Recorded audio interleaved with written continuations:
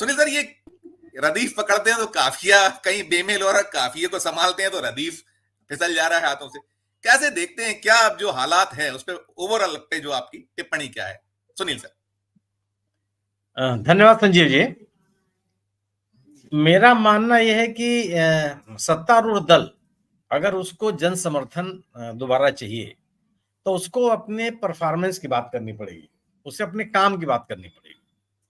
आप केवल नारों से, नैरेटिव से, विमर्श से बात बनती नहीं है। 10 साल सत्ता में रहने के बाद अगर भारतीय जनता पार्टी की सरकार अपने उपलब्धियों की चर्चा नहीं करती, खासतौर से उन सवालों के समाधान की बात नहीं करती जो लोगों के जीवन से जुड़े हुए हैं, तो नारों से तो काम नहीं चलने वाला। ये संभव नहीं है। अगर किसान आंदोलन कर रहा है तो क्यों कर रहा है? आपने जो वायदे किए थे कि 2022 तक उनकी आय दुगनी कर देंगे, उसकी तरफ कितने कदम आप आगे बढ़े हैं? आपने कहा था कि हम इस देश की अर्थव्यवस्था को बेहतर कर देंगे, आप कितने कदम आगे बढ़ गए? झूठ से बात नहीं चलती ना, मतलब तथ्यहीन बातों से काम नहीं चलता। यह अगर आप स्वीकार भी कर लें कि ठीक है, मूल्य वृद्धि एक बड़ा विषय है और मूल्य वृद्धि पे आप कोई बात नहीं करना चाहते, तो आप ऐसे किसी चीज पे बात कीजिए जिस पे आपने ऊंचाई हासिल कर लिया हो। फिर आप कहेंगे कि हमने इतनी बड़ी हमारे अर्थव्यवस्था का आकार तो बहुत बढ़ता चला जा रहा है, लेकिन उस आकार से आम आदमी को कोई फायदा नहीं है, तो आपकी बात में आपकी नैरेटिव बहुत दूर तक चलती नहीं है। अब राहुल गांधी के शक्ति वाली बात लीजिए आप। जी। शक्ति अब ये आज का यह दौर नहीं है ना कि कहीं कोई घटना हो जाए और उसकी चर्चा ना हो। ये संभव है नहीं, हर आदमी जान जाता है। आज आप देखिए कि गौरव भाटिया के साथ, हालांकि बहुत ही आपत्तिजनक चीज है, किसी के साथ इस तरह का दुर्व्यवहार नहीं होना चाहिए। घटना कहाँ हुई? ग्रेटर नोएडा में। और ट्विटर पर और एक्स पर सबसे ज्यादा वह मसला ट्रेंड कर रहा है।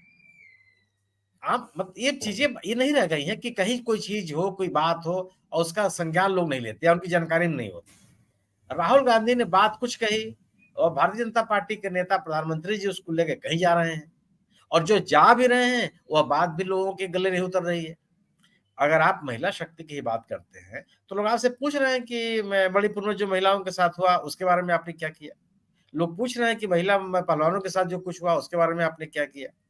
तो कोई बात आपकी सटीक नहीं बैठती, लोगों के गले नहीं उतरती है कि जो बात कह रहे हैं उसमें कितना तर्क है, कितना वो जनता से जुड़ा हुआ है, और लोगों के रोजी रोजगार से जुड़े हुए सवालों के बारे में आप एकदम मौन साधे हुए हैं, कोई बात ही नहीं करते।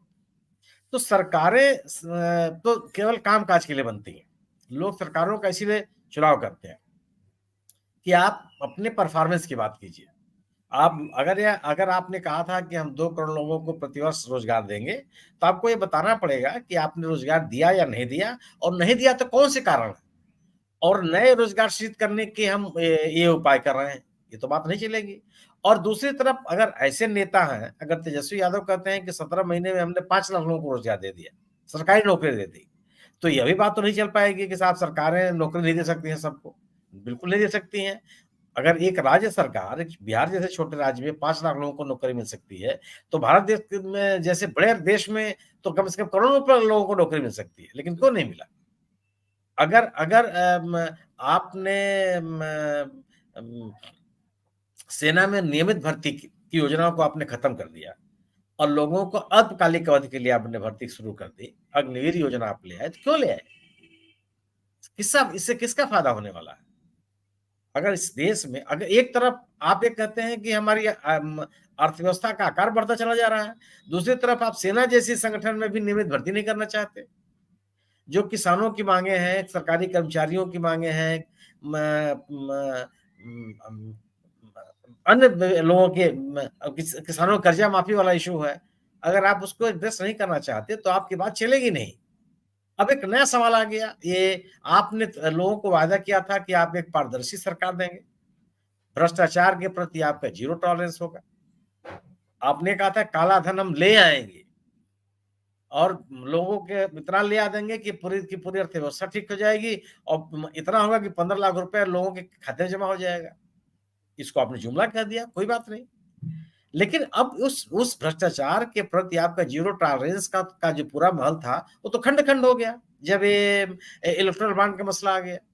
जी। उसपे भी आप बोलने के लिए तैयार नहीं हैं। आप कम से कम एक राजनीतिक दल के रूप में अपनी प्रतिक्रिया दीजिए कि आपका क्या कहना है?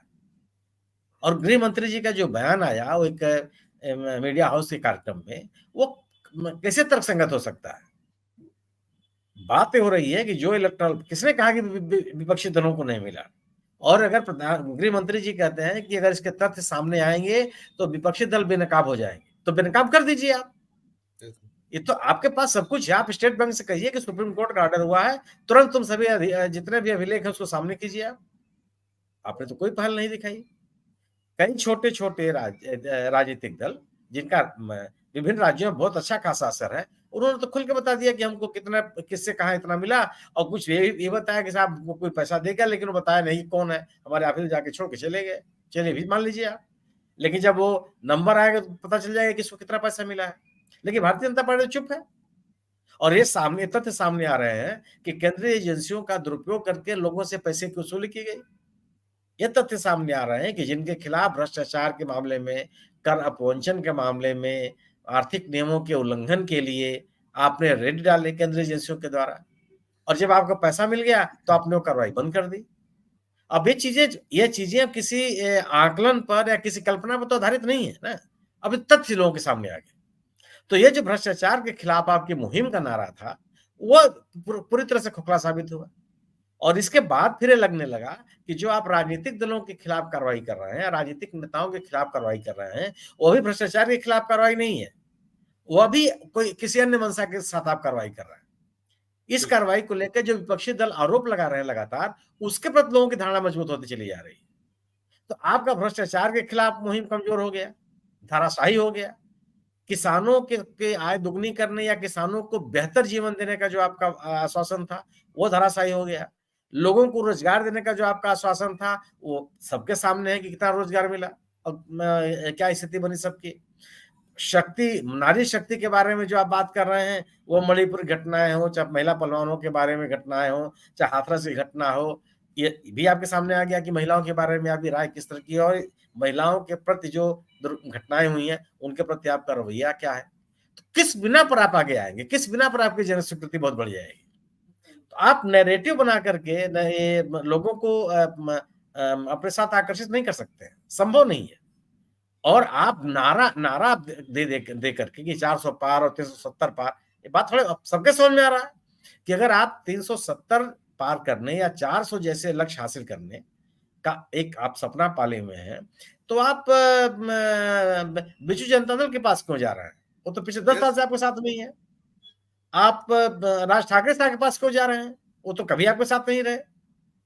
आप जो छोटे-छोटे दल हैं उत्तर प्रदेश में, आपने उनके पास क्यों जाने की मजबूरी है आपकी? 50 दल हो चुके हैं, 50 के लगभग संख्या पहुंच गई हो। सोच अब बता और ऐसे दल हैं जिनका माने ऐसे अधिकांश ऐसे दल हैं जिनका संसदीय प्रतिनिधित्व नहीं है बिल्कुल, और कई तो ऐसे दल हैं कि कहीं प्रतिनिधित्व नहीं है।